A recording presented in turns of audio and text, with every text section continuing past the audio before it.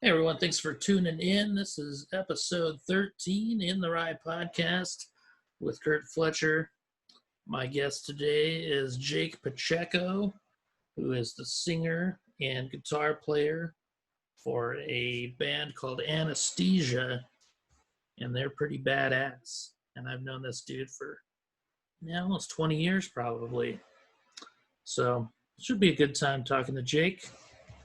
I'm sure it will, right? He's pretty cool. So what have you been up to, man? Back to work, which is a good thing. Yeah, hell yeah. So working a lot, which is good, and just getting back into that. And shit, that's really the focus. So getting all swole and shit? What's up? Getting all swole? What? Yeah, sure. No, just getting in better shape for sure. After the quarantine, man, I definitely packed on a few. You know what I mean? I think we all did. Yeah, hell yeah. So Coors Light was really, really good. Oh, man. Quarantine. Couldn't get enough of it, so yeah. Is quarantine pretty rough for you? No, not really. You got a lot of stuff done, you know what I mean? Like Yeah. there's a lot of things that you forget that you never done around the house or in your own, fucking I can cuss, right? Oh, fuck yeah. Yeah. All right. Just a lot of projects, a lot of stuff that you kind of forget about, you know what I mean? So I got a lot of stuff done around the house, which was good. A little stir crazy not being around people, you know what I mean, as much, but at the same time, and what I do for work, it's kind of a nice break to be away from a lot of people too, you know what I mean? So For sure. not that bad, other than just eating too much and drinking too much, you know what I mean? I got shit done, so that's a good thing, you know? Yeah, that's great. Yeah. You guys How about itching to get back on the doing shows, live shows? Yes, that's been pretty rough, obviously. We've been lucky though, man. We got to do a couple things, one of which that you got to be a part of. We did the thing at the Red Gorilla. Yeah, that was great, man. That was so fun. Yeah, that was super fun. Interesting because we've been doing a thing. You've seen the YouTube videos. We've been doing like the rehearsal sessions place, which has been really cool because we have a really cool way of recording our practices, like just, with the audio. We do everything in the headphones so we can get a really good mix on that. And we just, been recording a couple of the rehearsals. We did that to put something out there or something.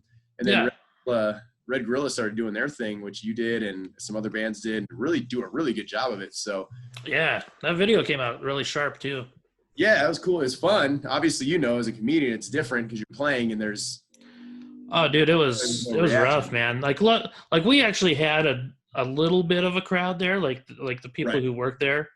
So it wasn't awful, but I mean, it's kind of like doing like morning TV or something where they have you do stand up and it's like just the camera guys laughing, Yeah, no reaction. And that, I mean, as a performer, you kind of feed off of that. I can't. Absolutely, yeah. As a comedian, when you get the laughs going, then the vibe's there, and yeah.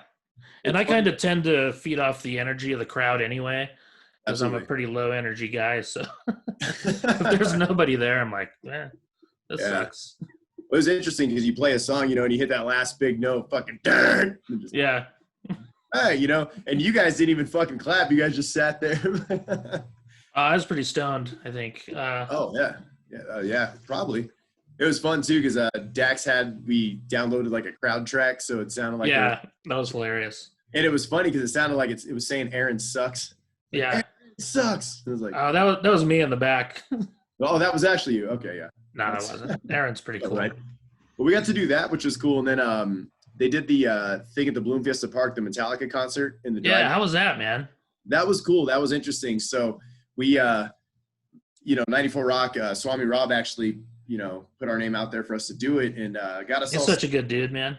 Yeah, super cool. He's always been cool. What's funny is the guys that were running the shit, they called me about 2:00 in the afternoon. You're like, you guys ready to go? I was like, yeah. He's like, all right, well, I was looking at a video of your band and I don't think you guys will be able to fit on the stage, probably just the drummer. And I was like, what? Just the drummer? He's like, yeah. He's like, take a look at our page. You see the stage that's, set up there. I was like, all right. So I get off the phone with the guy and I go and I check the website, and the stage literally is like 3 cafeteria tables fucking put together, this like little thin thing. And the bands they had were like a guy with an acoustic and like his buddy with a tambourine, and I was like, oh shit.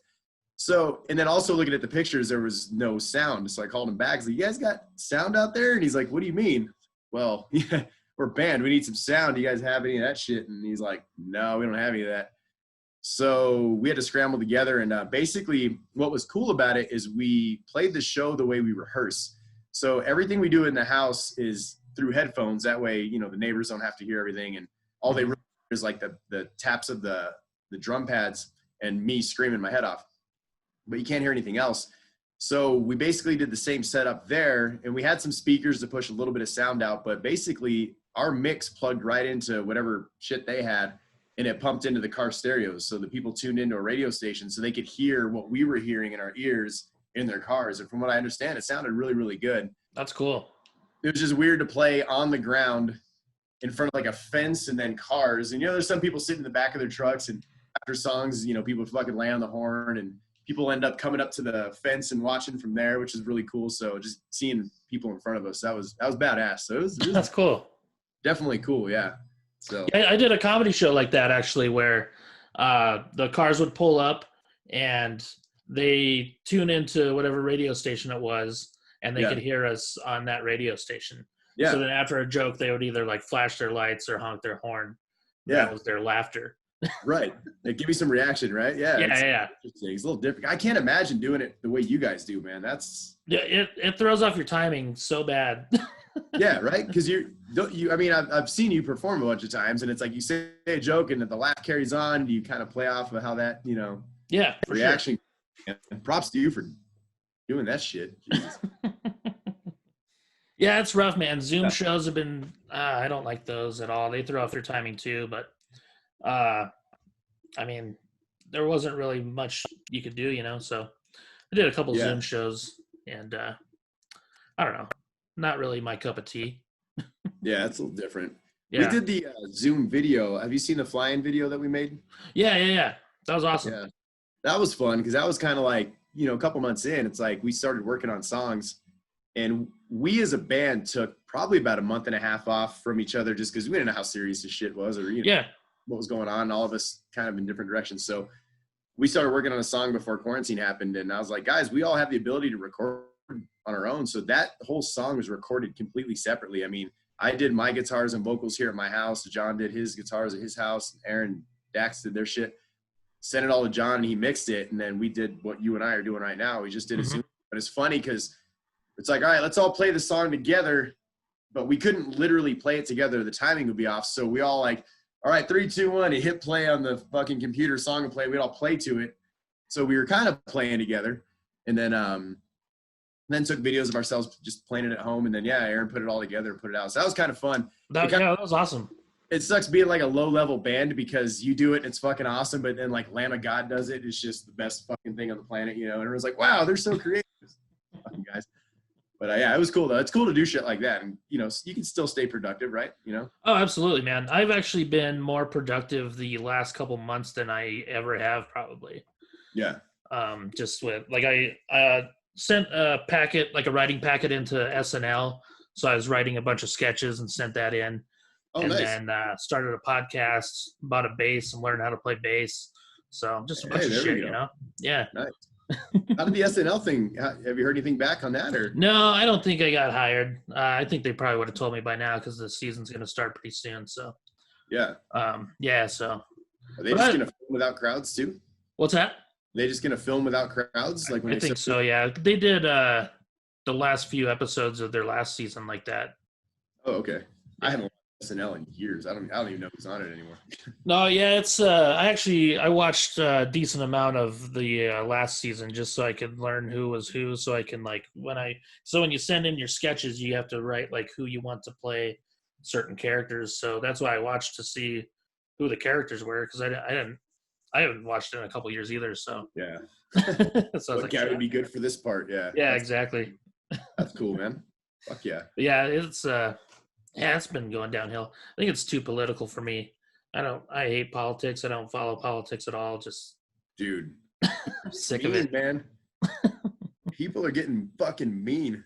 I know, isn't that nuts? I don't care which way you swing, what side you're on. People are so fucking mean to each other and mean. I know. Things. Oh wow!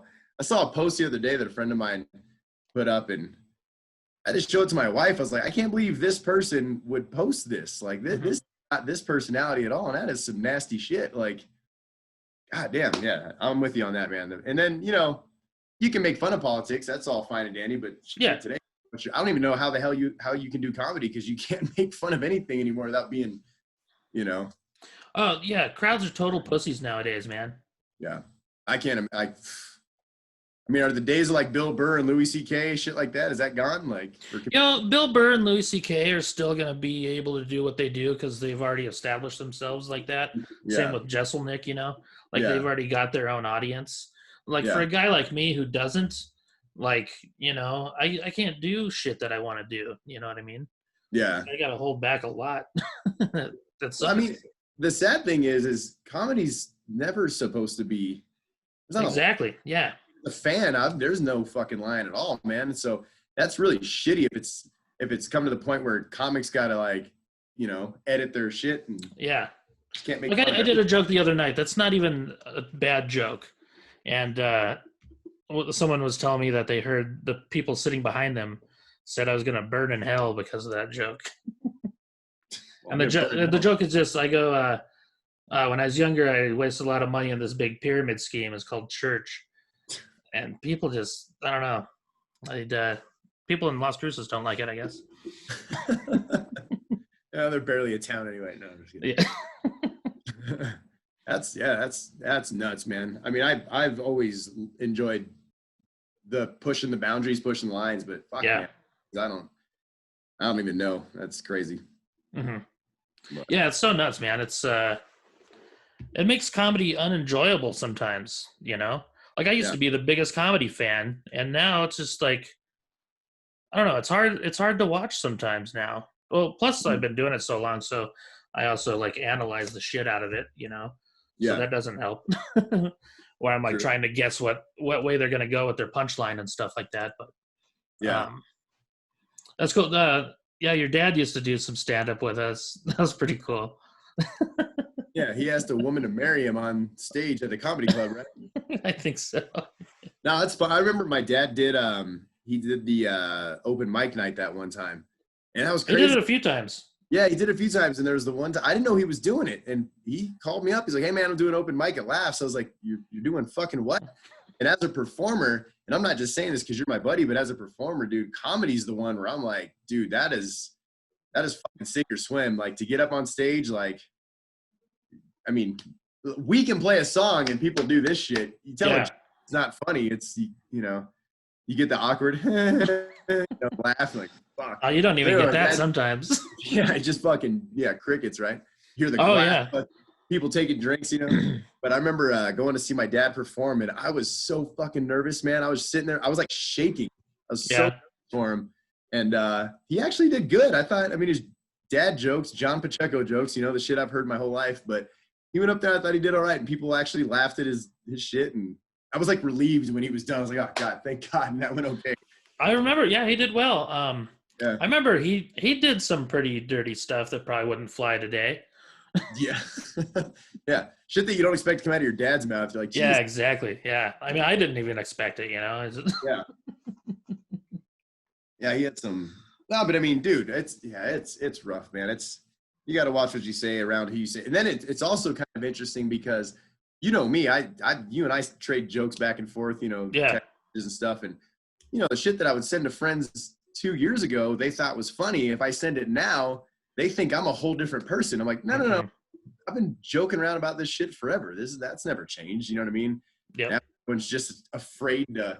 My brother will send me jokes, and it's funny. He has to give me like the whole hey, I'm not racist or I'm not being sexist or anything, but here's this joke. It's like, dude, you don't have to tell. I know you're not. You just laugh at stupid shit, you know? Exactly.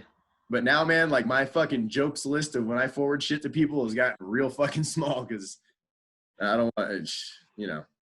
Yeah, it sucks, man. It's like you don't know who you're gonna piss off, you know, and it's just, I don't know. It's in the politics thing. It's so stupid that people are losing friends over like just dumb shit, like over politics. Like politicians don't give a fuck about either one of us. Yeah. Like, so why should we lose friends over it? You know? Right. It's just, I don't know. It pisses me off. Yeah. Some people tell you, well, ignorance isn't bliss, man. You shouldn't stay out of it. You should be involved. Like, no, I would actually rather not, man. And I have my I do, and I have things that I think are right and wrong, but I'm not out there for everyone to fucking light my ass up because I don't shit, man. Yeah, I'm the same way, man. Yeah. And it sucks because it's like it seems like more people are like they're either like super far left or super far right. Like no one's like right down the middle anymore. Yeah. And that's kind of where I am, like right in the middle. Like I just, and it's there's weird. shit on both sides that makes sense. There's shit on all sides that makes sense. Just my whole thing, just don't be a fucking dick, man. Like, yeah, as long as you're not out trying to fuck anyone over, I think you're all right. I might not you, but as long as you're not trying to, but they all think they're trying to fuck each other over, and it's like, God, I hate it, man. I hate it. I had a funny question. Someone asked me, like, so during this quarantine and COVID and all the political things, like, you got some, is that changing the music at all? I was like, no. I was writing about it. I'm not going to tell you. You know what I mean? Like, it's kind of interesting. Yeah. I wish for you guys, there's so much fucking material you guys could probably pull out of this shit, but probably get your head chopped off if you used it. You know what I mean? Exactly. Yeah. Yeah. I stay away from writing any political shit, anything like that. Yeah. Yeah. I worked with a guy who was doing Trump jokes a couple of years ago, and like every single show we did, he almost got in a fight. Yeah. God damn. Yeah. Dude, you go to a comedy show, you know what you're going to. Come on. Yeah. It's fucking can't go to it's fucked up. Yeah, it's frustrating, man. Yeah. Have you ever thought about doing stand-up? Like doing an open mic or something? No? Absolutely not. No, dude, that's fucking terrifying. I like joking around. I make fun of shit and people, and I like to try to make people laugh, but not in that. Yeah. Not a shot in hell. Like I said earlier, man, that's the performance art of all. Like, you can practice that shit all night long, all day long, dude, and you get in front of the wrong audience or someone that's pissed or whatever, and for some reason those dicks like to come to shows. It's funny because like you guys make it look so easy. When I watch, I'm like, wow, this is amazing. But I've also seen some comics. I'm like, oh man, maybe this ain't for you. You know what I mean? And it sucks because I respect the fuck out of anyone that can get up on stage and just absolutely, man. Be funny. But yeah, I love helping out like the new comics and stuff. Like, especially ones that I know have potential for sure. And ones that I could tell like I really want to do it and really work at it. Yeah. And that's always cool to see. Oh, dude, that's definitely a fucking art for sure. Yeah, it was cool because like when I start, like you and I, like we kind of started doing shows around the same time together. Like Anesthesia was starting to get out there. I started doing open mic in 2001, and so there was only one open mic in per month back then. And you guys were cool enough. That was at Laughs. Okay, yeah. And then, so you guys were cool enough to let me perform with you guys, like while you're setting your shit up. And that was like super helpful, man. Like it was really cool. So I'm always grateful for that, like, I kind of feel like it was a different time back then too. Yeah, totally. A little bit more, I don't want to say respect, but just people were just into the performance. So like, oh shit, this is something, you know what I mean? Like they were just accepting of it, I guess it felt like back then. But sorry, I cut you off. No, it was just it was good for me because like a metal audience isn't really the best for a comedy show. Like a live music isn't the best for like a comedian because people are like standing around, they're not seated like comfortably. So I think what was good back then though is, and us as a metal band, we never got up on stage and we're like, we're metal and fucking like we fucking made fun of ourselves and had fun. Exactly. Like we're so not metal and just laughing. Like I think you fit right in the pocket. It's like this dude's an extension of, we take ourselves as seriously as he does. You know what I mean? Exactly. Yeah. Plus we had a lot of the same friends and that helped too. Yeah. So when you get a mixture of all that, and then the people that don't know who you are, don't know who we are, but they're at the show, they're like, oh shit, there's like a whole vibe here. So that, I felt like that always worked. You know what I mean? Yeah, absolutely, man. Yeah. I remember, I think I did your 10-year anniversary show at Elliott's. That was super cool. And then one of the CD release parties at the launch pad. Yeah. That was a blast, man. That was a fun crowd. Did you do a Brain Sweat show too? I don't think so. No. Not that I'm pretty sure. I don't think so. Anyway, I might have. There's a lot of parties involved in all this too. So Yeah. I remember. My first recording was at a house party. You recorded. Yeah. You recorded me. I was like a month in at that time, so I had like 7 minutes of shitty material.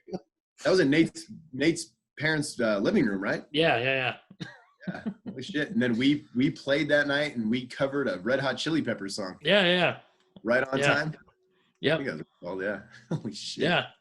I remember the first time I actually got on stage, or not on stage, but on the microphone and kind of told some jokes was at when I was living with Larry and you guys were playing at our house. Yeah. And a shit ton of people were there, and like we didn't know most of them.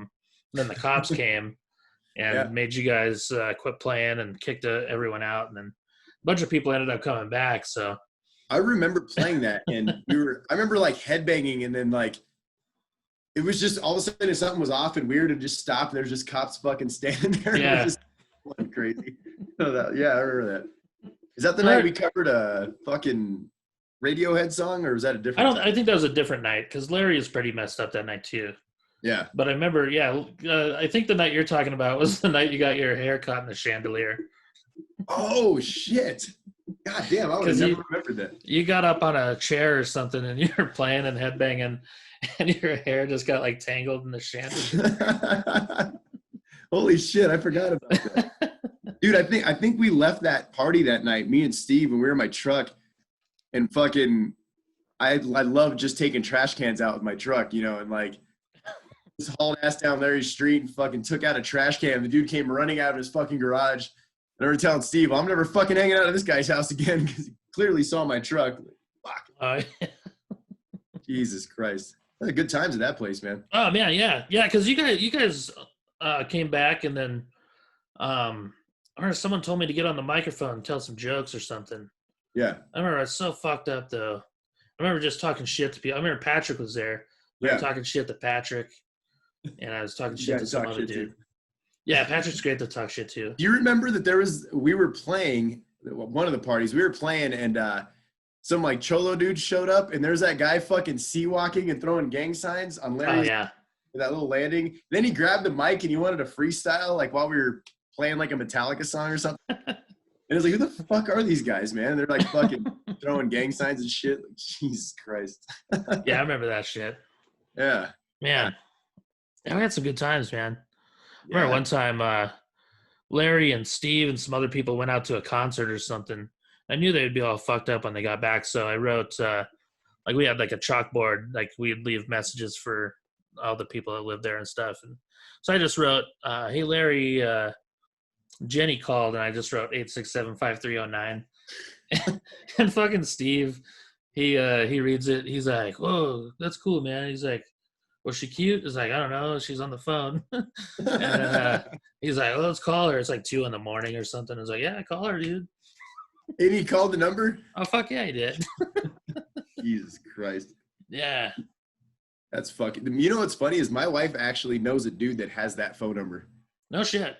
Yeah, he's a fucking asshole too. I kind of want to hang up on him, but he's probably an asshole because he gets so many phone calls a day. Oh no, he's actually talking about it. He thinks it's like the greatest thing ever. Oh really? Dicks, yeah. Yeah. That's hilarious. Steve asked if she was cute. What'd she look like? I don't know. Shit, dude. Did we even have cell phones back then? You guys probably had Larry's fucking landline. It was the landline, yeah, because this was like 2001. Yeah. Yeah. We were all late on that. None of us had cell phone. I didn't have a cell phone. Larry might have like the fucking – wasn't Larry the guy – Larry and Patrick are always like before all of us with that stuff. Yeah. I don't know if Larry had one then. I don't think he did. He had like 3 jobs, didn't he? I could see him like – Yeah, he had a couple jobs at least, yeah. I know we were all working at pizza places, different ones, like all the roommates that lived there. You guys all fucking migrated from one pizza place to the next one. Yeah.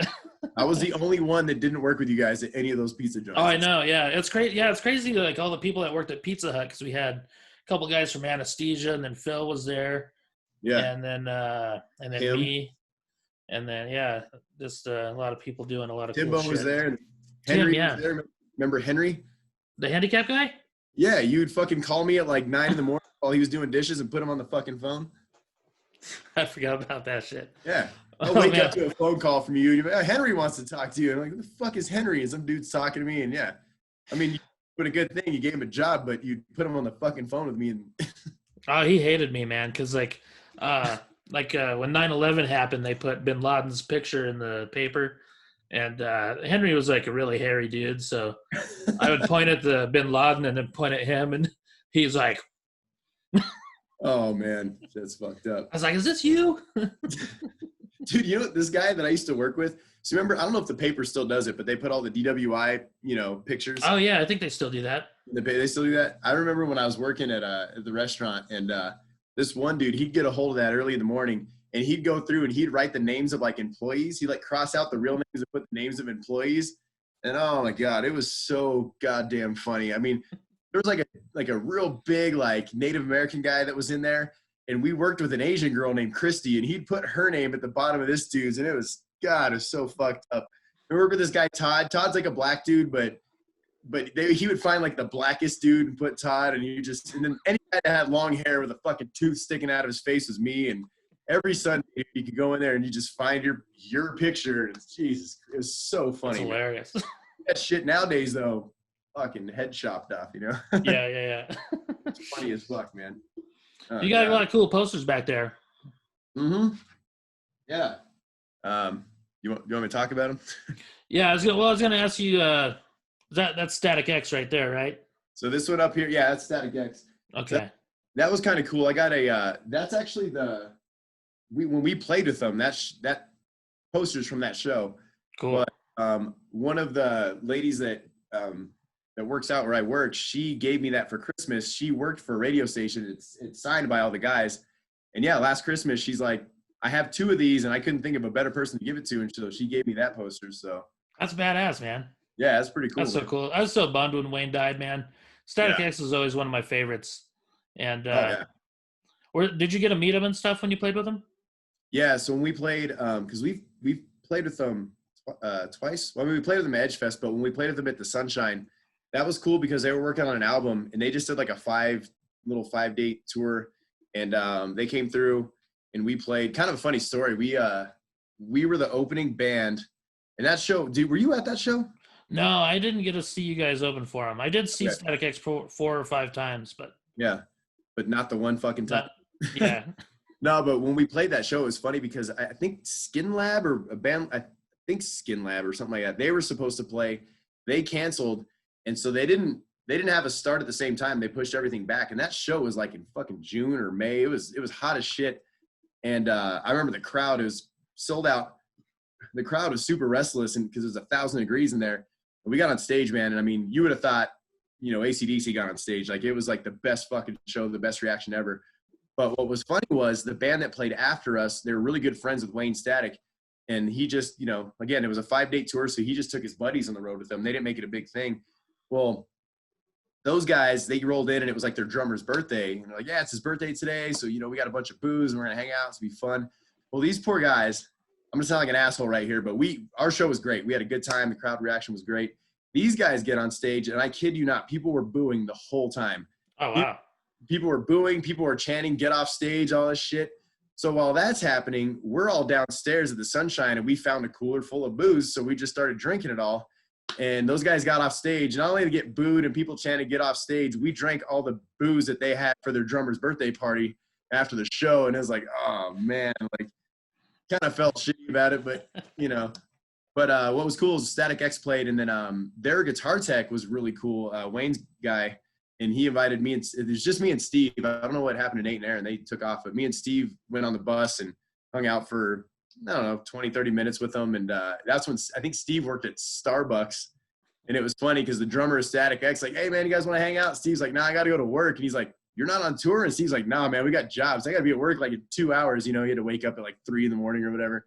But they were really cool. Wayne was real chill. I mean, just fucking mellow as fuck. And, that's not a whole big story to tell, but it was cool meeting them for sure. They were That's great, man. Yeah. Very nice. Yeah. I got to see them. There was one time where their tour hit Albuquerque the same day as Slipknot's tour. So they combined the 2 shows. So was that in 2000? It might have been. It was at the convention center. I think that was on my graduation night. I bet it was. It was May. I know it was May. Yeah, it was in May. Yeah. That was Yeah, the night. Yeah. Yeah, Slipknot, Static X, Pitch Shifter, Head PE, and Mudvayne was supposed to be on the bill, but they didn't play because they had so many bands. Yeah. But Damn, that would was have been a hell of a show. fuck, that was a good show. Yeah. I saw a dude break his leg in the mosh pit. God. Like you could hear him screaming over the music even. Like it was bad. And then everyone's like, that guy's into it. No, his fucking leg's broken. No, he loves it. God. But I think that might have been the first time I saw Static X. Yeah. But yeah, they were fucking amazing. And so you saw Slipknot right when they fucking pulled in. Dude, I remember you giving me a Slipknot tape in high school, and you're like, check out these guys from Iowa, and I'm like, yeah, they're wearing masks, bunch of fuckers, fuck those guys. I didn't like it just because they were wearing masks. I remember. Yeah. But yeah, you were showing me that band before they were shit. I remember that. Oh yeah. My whole fucking room at Larry's house was covered in Slipknot posters. Yeah. That's crazy. I like telling people that I had a buddy showing me that band before they were anything. Yeah, it's funny because one of my friends used to always wear this shirt of this other band. They're called Motividius, and he played their stuff for me, and they're fucking really good. They're from Des Moines, and it turned out it was, I think, 2 of the guys from Slipknot were in that band. Okay. So it was like before they joined Slipknot. Yeah. But yeah, they were cool. Are you still into Slipknot? Yeah, a little bit. I mean, I like their older stuff better. Really? Yeah. Go ahead. I don't know. I do like some of their mellower stuff too. I like Stone Sour a lot too. You don't like Stone Sour? I mean, I guess I'm just talking about Corey. I just like Corey when his like yelling, screaming vocals over Slipknot. So fucking tough. It's so tough, but you can understand him, which is just, before him, Phil Anselmo was kind of my guy for that. But yeah, seeing Slipknot live and that guy's voice just doesn't, like, as hard as he goes and nothing happens to it. And then Stone Sour is just, I don't know. I'm not, I guess it's just, I like mellow music, but I don't like Stone Sour. Yeah. Hey, the older Slipknot was all right. I actually went backwards, so I wasn't really into Slipknot, and then the last couple albums, there's some really, really fucking good tracks on there. I feel like they definitely just kind of grew up and I think, in my opinion, got better. Mm-hmm. And then when I go backwards, I can kind of see, okay, that's where they came from, and I dig it a little bit more now. But I think they're incredible, man. They're badass. I've seen them live, I think, 2 or 3 times, and Jesus Christ, guys, don't fucking let up, man. Yeah, they put on a fucking crazy show. Yeah, yeah. My cousin actually used to work with Paul's brother. Mm-hmm. So when Paul died, like I found out about it before most people did. Yeah. Like, cause my cousin texted me and I was like, holy shit. And like, I Googled it and like, it wasn't even on Google yet. And I was like, oh shit. And he was going to have me, he wanted me to go hang out with him one night. They were playing in Des Moines and I had a fucking gig somewhere in like North Dakota or something. So I couldn't hang out. Then my gig got canceled, of course. Yeah, of course. Yeah. Fucking bullshit. Hell yeah. So you guys working on a new album? Is that what's going on? Yes. So that's what we're doing right now. So Launchpad always does the Night of the Living cover bands. Mm-hmm. X a couple years ago, which was fucking so much fun. You have video of that? I would love to see that. There is, yeah. If you on our YouTube page, there's video of it. Is there? Oh shit. 3 of the songs, I guess. We got Dirt House, I'm With Stupid, and then I can't remember the first song. First song off Machine, whatever the fuck it's called. I can't think of the name of it right now. But yeah, there's a video up on YouTube of that. Yeah, that was fun, man. That was really cool. But that's coming up, and they're doing like a virtual thing or the bands will set up and do it at the Launchpad, and then they'll air it on Facebook or whatever. Oh, okay, yeah, I heard about that.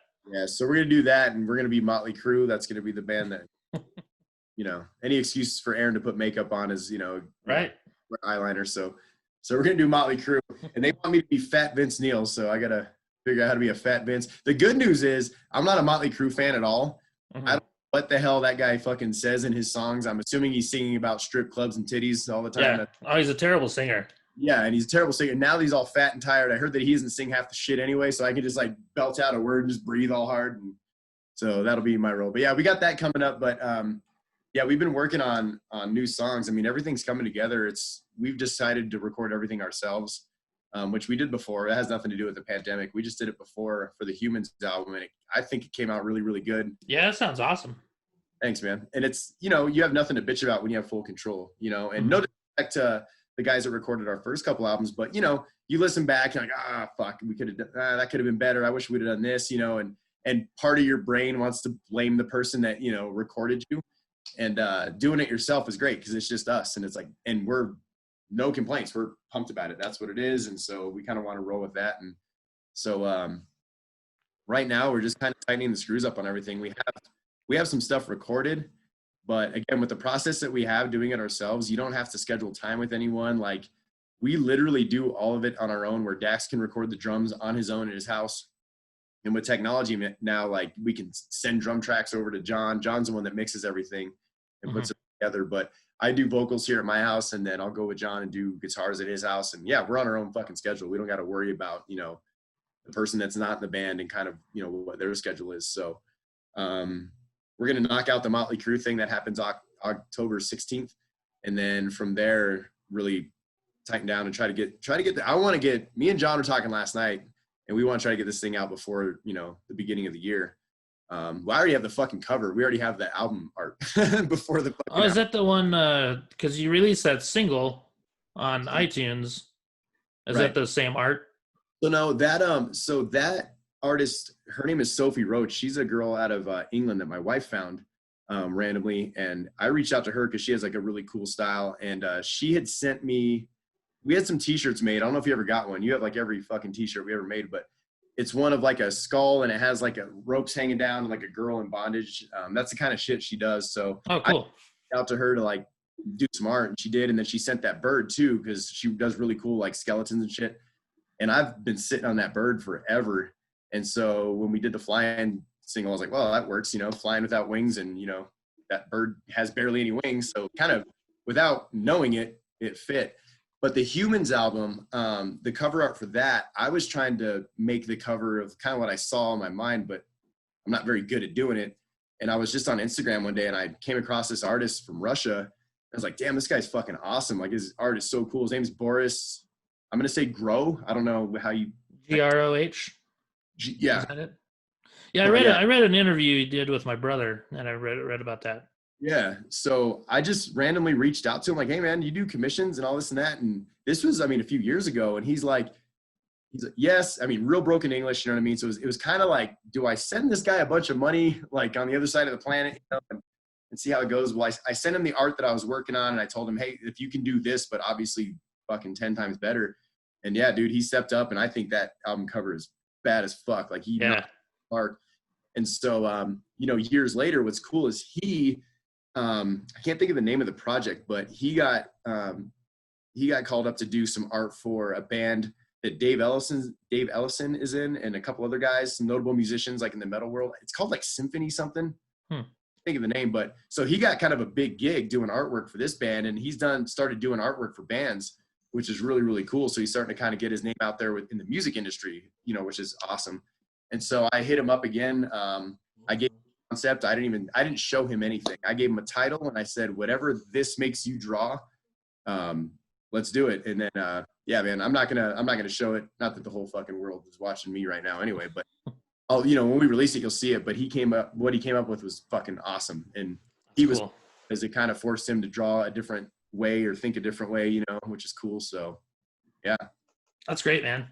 What's that? That's great. Yeah. One thing I can tell you that's cool about the album, so I'll tell you this. I think you'll appreciate this, being an old school fan, is we actually recorded some of the old songs again. Oh, really? Yeah, so a couple songs from Unfuckable and a couple songs from the second album, and we might do maybe one or two off of Deviants. But reason being, it's no disrespect to the albums or the guys on them at all. It's just we've been playing these songs now for 10 years with Dax and John in the band, so they definitely have a different kind of feel, they're played a little bit differently. Steve was real fucking swingy when he played drums, like Steve was like Animal, you know what I mean? Dax more machine-like, and they got two totally different styles. So it'd be cool, like, for those guys, we'll hear the recording with them on it and kind of what they've done. And then also just how the songs have kind of progressed, since then. Yeah, you could put it out like in a box set or something. Yeah, You so guys have it's been around definitely. long enough to do a box set. Oh yeah, greatest hits, all that shit. Yeah. So I mean, well, fuck now, dude. No one even wants to buy a goddamn disc. You know what I mean? I Oh, got buddies I know. over here that like, hey, everyone, hey, can you download it? Is it on Spotify? I'm like, dude, I don't even know what Spotify is. Like, what do you? Yeah, you know what's yeah, because like I made an album a couple years ago. Mhm. Well, put it out last year, and I didn't even get like hard copies of it because nobody buys that shit anymore. It's so Yeah, weird. Like yeah, it would it's have been cool to have, but man, I already lost money just putting the CD out anyway. yeah, and that's what people don't understand. Like your friends want it for free, or they're gonna download it. And the thing that sucks now is, I mean, I love having the whole disc. You know what I mean? You pop it in, you fucking in the car. Well, there's not even CD players in cars anymore, but I've got one actually. I've still got all your albums in my car. fuck yeah, I still got a CD player too. But most people they'll pick the song, download a song or stream a song, Yeah. and you get the whole damn thing and listen through. You know what I mean? And I mean, I sound like an old man right now. We're definitely from. What's interesting is you and I, especially at our age and being into music, is I tell people this a lot. When I was in high school, I got my hands on a used 4-track recorder, and me and Steve made demos of songs or, Metallica songs or whatever. We were passing out tapes. You go to Hastings, buy a package of tapes, and that was like next level shit. Then we got a CD burner, and burning a CD for your friends, it took, 45 minutes to burn 2 songs. You start passing those out and handing those out. And then you get to the point where now, okay, we can have albums made. This is great. And then now it's just like digital now, like Yeah. seeing that transition, like you and I, at the age we're at and that kind of thing, it's been really, really interesting. And sound like an old dog, but it's like I'm holding on to like the actual discs. I love that. I like I do too, man. art. I miss cassettes even. Like, cause Yeah, you recorded my show on that 4-track recorder, yeah, yeah. and yeah, I think I lost the cassette Mm-hmm. over the years, but yeah, I love CDs, man. Like, I've still got a huge book of them. Oh yeah, I still make mixed CDs. I mean, I went to Oh yeah, Target. yeah, I went to Target, dude, and I found CDRs and I bought them. I mean, I remember back in the days, like $50 for like a 25 yeah. of them. Now it's like $5 for here. Fucking just take them, get rid of them. And yeah, I still make CDs. I was actually listening to Quarantine Mix April, like the other day. Like fuck yeah. So I still listen to them. I still got your old demo in my car too. Oh That's got god. what 5 songs on it. Yeah, I remember the opening track. You guys were talking about wearing Converse and shit, or something like that. And then there's like 5 songs on it. I'm pretty sure the Cage is on there. Yeah, hide the inside. Hide the Insight, yeah. Yeah. You know what's funny about that song? I remember one night Nate was hanging out and we were both drunk, and he's like, "Hey man, what'd you think about the demo?" And I was like, "Man, I hope you don't hate me for saying this, but I really don't like Hide the Inside. Like the other songs are fucking amazing. Like it sounds really good. I don't like that song for some reason." And I'm like, "I'm sorry for saying that," but then he gives me this big old hug and he's like, "Dude, I fucking hate that song." That's hilarious. And now that I listen to it now, like I'm like, oh, this song's actually pretty fucking cool. It For just being like 17-year-olds. yeah. Once It's like I don't know. It just didn't sound like any of your other songs. I was just like, I don't know. It's kind of weird. Like I would hate for you guys to like have that song go on the radio and then you guys go in that direction, yeah. and because it wasn't as heavy as the other stuff. That's funny because that's the song Aaron thinks we should still bring back today. He's like, dude, and I'm like, no, man. I listened to it and again, like I don't like it's funny because it's so old, but it's I'm yeah. That's funny. Yeah, we did 2 demos back then that were very similar. Yeah, I had the other one for a long time too. I remember Nate drew a penis on it or something. It was on a blue disc. And I don't know whatever happened with that one because I remember it had a couple new tunes on it. I think it had I want to say Warpath was on there. Warpath is probably new, yeah. Yeah, like brand new, yeah. Yeah. So I remember I have most of these though. I forgot about the Converse thing you're talking about. Yeah, like you were talking about something like Nike buying some Converse or something like that, or I don't remember exactly what it was, but Yeah. God, I would remember that. That's floating around somewhere, but yeah, because we did the 2 versions and then the second version we did. So here's what there's the one and that's when Patrick was still in the band. Yeah. So we did the recording with Patrick, and you know, after, you know, Patrick left the band, then we did the second one with Aaron, and that's the one that had that cover of like the flying V on it. Mm-hmm. If you remember that, and that's the I one. remember that. Yeah, we were pumping that one out over at Edgefest. That was like our fucking, you know, went to Kinko's, made all the cup. Fuck yeah. Dude. Fuck yeah. Speaking of Flying V, how fucking cool was it to hang with Dimebag and open for Damage Plan? Oh man, that was opening for Damage Plan. Obviously, that was actually on my 22nd birthday. Was it? Yeah, to the day. So I had two of the best birthdays in the world. The first one, I was on my 21st birthday. I got to see Metallica at the Fillmore in San Francisco. So seeing my band in a small, like a tiny little venue. So that was incredible. And then a year later, to the day, we got to open for Damage Plan, and that was badass, man. I mean, we played, and the last song, I think we played the thrash song, and I remember turning around to like look at Steve or whatever, and like Dime was just standing there fucking, you know, hanging out. And I was like, holy, I couldn't wait for the song to end so I could like go say hi, you know. Mm-hmm. Finished, and he was super cool. He hung out in the back, and he's just one of those guys that you feel like you've known for 10 years, you know.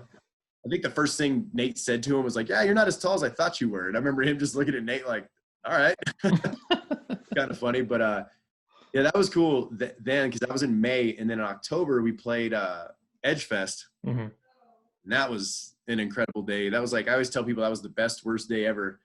Because we played the show, and now Damage Plan and Stained. Those are the two headliners. And we played our set, and in the middle of our set, a sound dude ran out, and he's just stopping the show, and I don't know what the fuck's going on. And so I just walk into the mic. I was like, well, I guess we're getting cut off. And the crowd starts chanting like, fuck you, fuck you. And I was like, yeah. So, you know, we're living it up, fucking doing all this shit. Remember, I turn around and Steve's gone, and I'm like, well, all right, we got to get the drums and shit out of here. Where the fuck is Steve? So we unload everything. And all of a sudden there's state cops around us. Danny Chavez, who, you know, the new place Revel that's opening up? Yeah. So Danny's the owner of that place. So Danny has a big hand in the music around here that, you know, a lot of people don't know what he does, but he's done a lot of shit for this town. Danny, at that day, he came up to me and he's yelling and screaming at me, and you're never going to fucking play in this town again, and yada, yada. And I'm like, I have no idea what happened. What the fuck happened? And everyone was losing their mind. And finally, I told the state cops, I was like, hey, man, can you take me over to that guy that like wants to rip my head off and let me know what the hell happened? All I know is we got cut off. The crowd's chanting, fuck you. And yeah, I kind of egged it on a little bit, but I don't know why we got cut off. And so it was kind of funny because the state cops like walked me over to Danny, and he's just thought he was going to hit me. Like, he was so mad. And I was like, dude, what happened? And I guess what had happened was on the second stage, they put the barricade together with zip ties because they didn't think the crowd was going to get rowdy enough that they needed to like lock it in. So the crowd was rowdy enough, and the barricade started coming forward towards the stage. And they were trying to hold it together. And all I noticed was people crowd surfing and shit. So I thought security was there to like catch people. Well, I guess they were there to hold the barricade together. And Danny explained to me, we needed to stop the show because someone might've got hurt. And I was like, well, dude, they just cut us off. If you would have said something to me, I'm not trying to act like a rock star, but I do have a mic in my hand. I could be like, hey guys, like, let's, you know, settle down. I don't know, fucking something. Exactly. Yeah. Yeah. And I was like, sorry, man. I had no idea. I didn't know that was happening. You know, we just got cut off. It was weird, you know, whatever. And it was weird because it flipped like that. He was like, all right, that's cool, man. I understand. Like, just, you know, we tell you to stop, you got to stop, you know, this and that. So I was like, all right, cool. And I was like, where's my drummer at? Where did he go? And then there was a state cop. He's like, I threw his fucking ass out. And I'm like, what did he do? And at the very end, Steve just jumps up on his drum throne, fucking drops his pants, and he's just spanking his fucking ass, like, while the crowd's chanting, fuck you. So I'm egging on fuck you. Steve's got his ass out, spanking it. And it's like, oh, shit. And I don't know if you know, Steve used to play in, like, his underwear, basically. He didn't wear it, you know. And so I remember Danny was really cool. All of a sudden, he was cool with us. And he said, you know what, man? He's like, go get your drummer, come back in. He goes, we have, you know, food on the other side. You know, I'll get you guys in over there. You can eat some food. And it was just weird because it went from, like, he was going to rip my head off to come hang out at the other stage. So me and Aaron go outside, and we're looking for Steve. And he's walking around in his, like, Chuck Taylors and his, like, just his fucking underwear.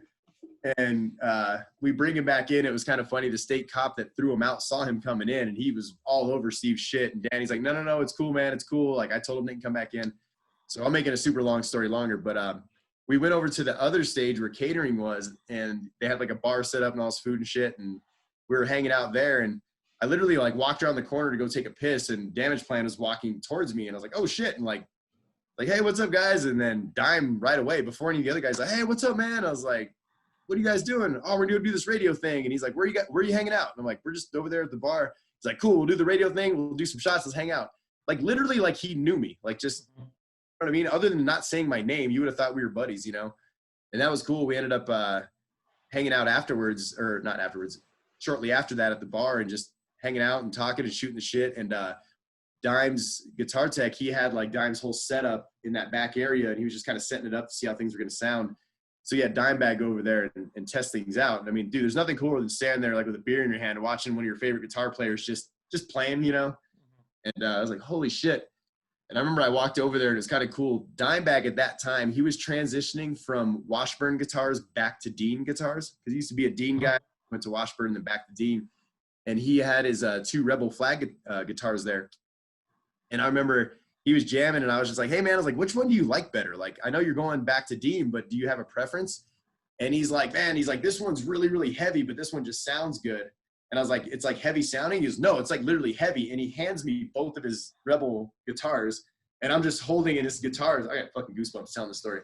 But I'm just holding his guitars like, I didn't even remember what the fuck I asked him. I just know it's like, does anyone have a camera? Like, hold Dimebag's guitars, you know what I mean? And there was no camera, obviously, but gave it back. And he was super cool. And before they went on stage, he was like, hey, man, you guys should come up on stage and sing Walk With Us. You know, we're going to do a couple Pantera songs. Like, fuck yeah. So we ended up on stage, and for most of Damage Plan's set, we were up there. And me and Steve, we posted up right behind Vinny. Steve was on one side of Vinny, I was on the other. Just watching him play drums from there, it was like fucking amazing. And it was funny because the cat was running around with a bottle of Crown, just fucking slamming whiskey and passing it off to us, and we're slamming it. And Nate was so fucking shit-faced. Like, Nate was like falling down. He's like trying to walk on stage, and he's falling down, and we're picking him up, and like, no, dude, you know, keep it together. And the shittiest part, the reason it's the best worst day is because it went from being shitty to us being on stage about to sing Walk to security throwing us all off the fucking stage right before they played Walk. And it was just like, because we were all drunk and acting like idiots. And it was funny. I remember me and Aaron were standing. They let us stand in the barricade, and we're in the barricade right in front of Dime. And like, all right, we're going to play, you know, some Pantera songs. We got our friends Anesthesia going to come out here. And he's like looking around. And then he looks down and sees us. He's like, come up here. And I was like, we can't. Like, it was like the most helpless feeling. Dimebag Darrell's asking us to come on stage, and we can't because we got kicked the fuck off stage. It's like, oh. Fuck, man.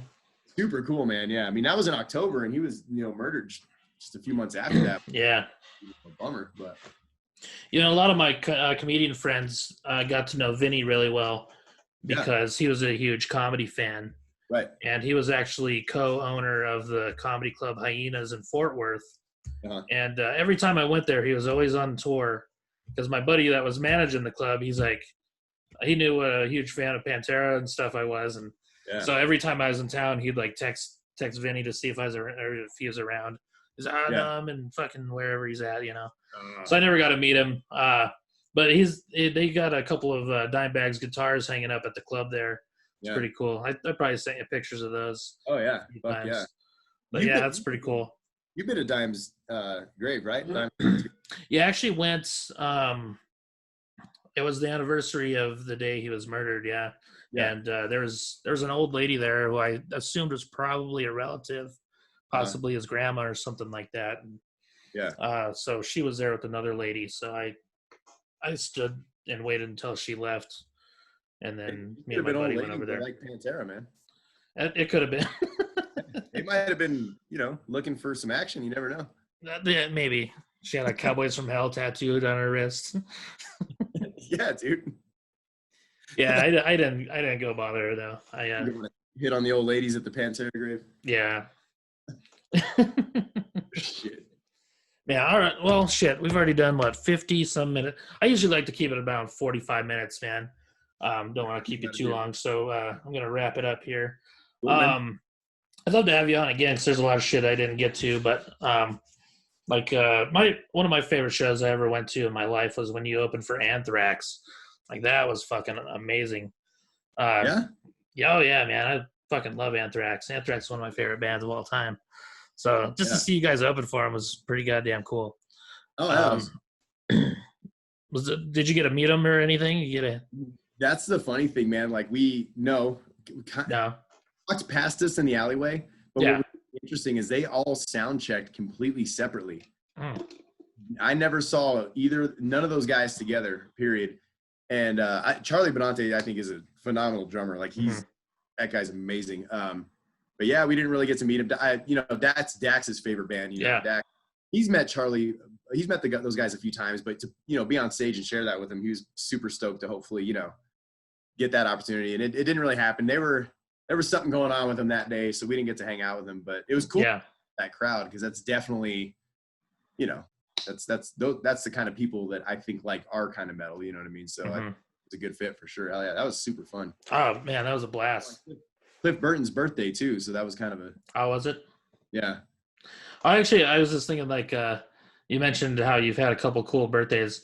I remember you actually you guys had a show on your birthday when you're performing with a band called Fuck Rot. Do you remember that? Yeah. Yeah. Where was that at?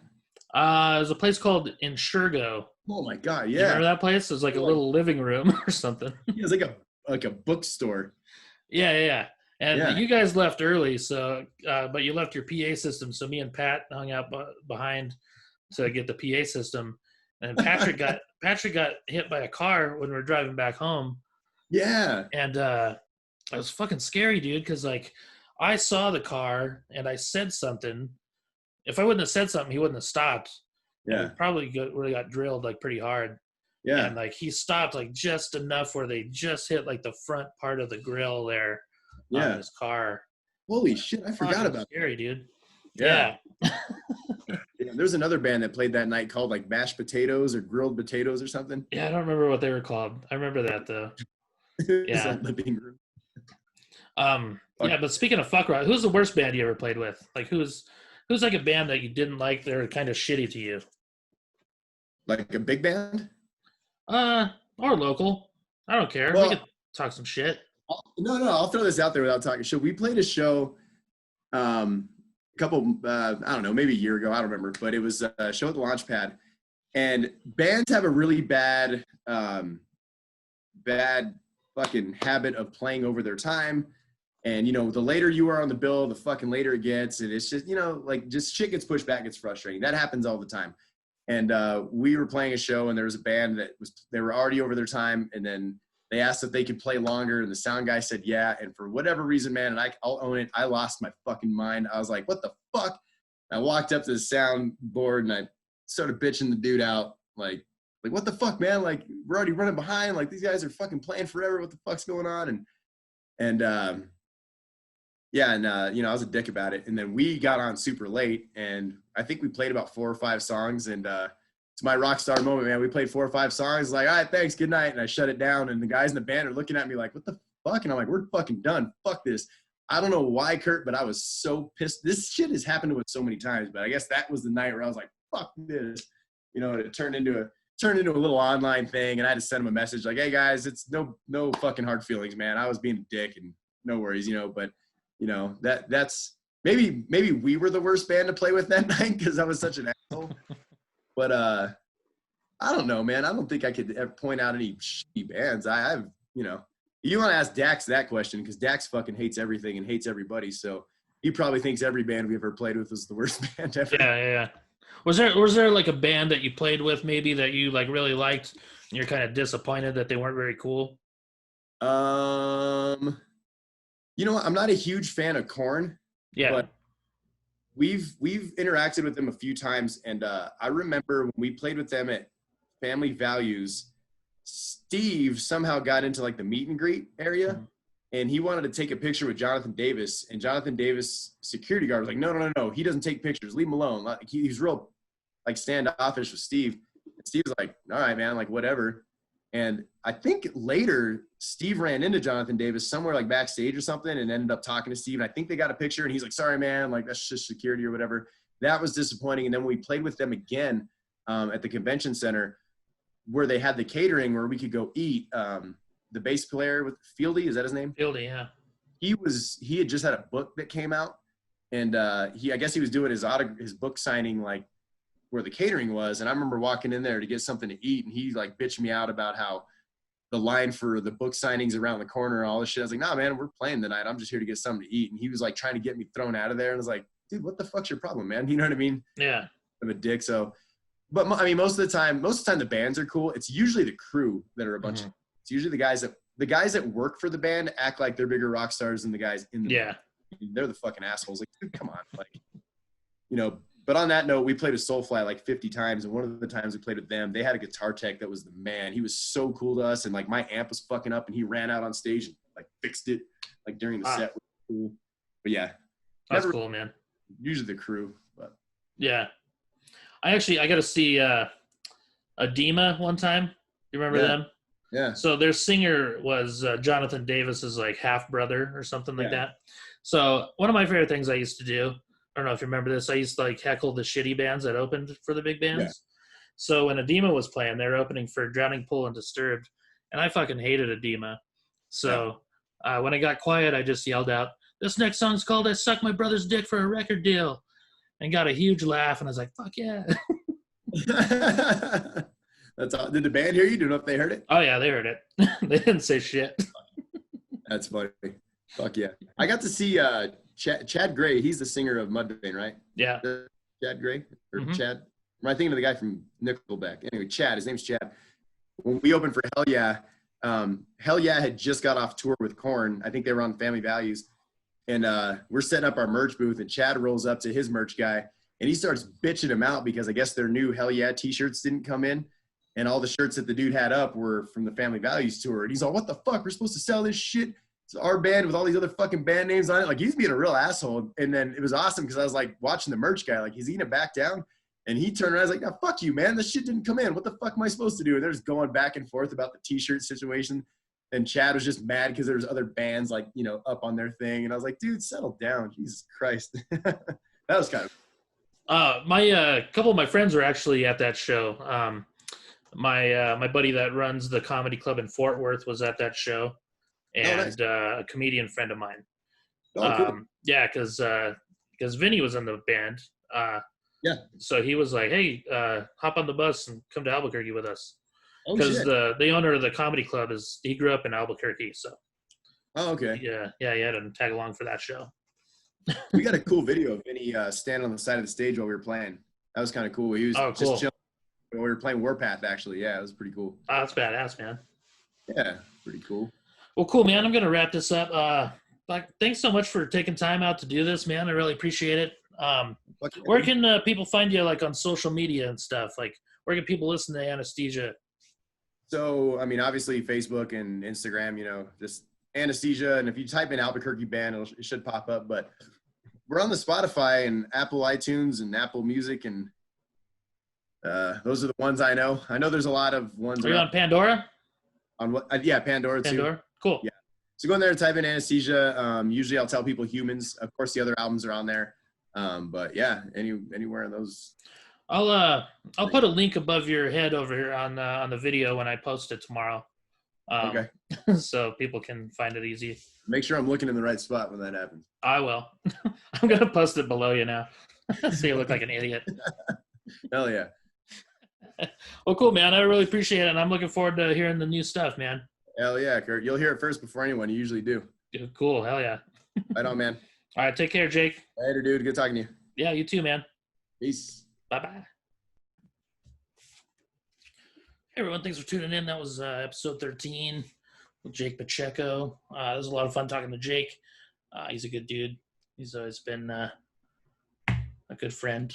And it's been cool to see how his band has progressed over the years. You know, because they started when he was pretty young. I want to say like 16, 17 years old. And now we're like old dudes and hanging out and still doing shows. So it's pretty cool. Thanks to everyone for tuning in. It's been fun doing this. Like, if you want to subscribe to the podcast, it'd be fantastic. Like it, leave a review. I've got merchandise on my website, so I'll put the link up for that. If you want to donate any money to the podcast, it'd be fantastic. You can Venmo me at Funny Fletcher. And don't have any shows coming up for a couple of weeks. I've got in October I'll be in Tulsa. with my good friend Tim Gaither, and then I'll be in Little Rock with Steve McGrew.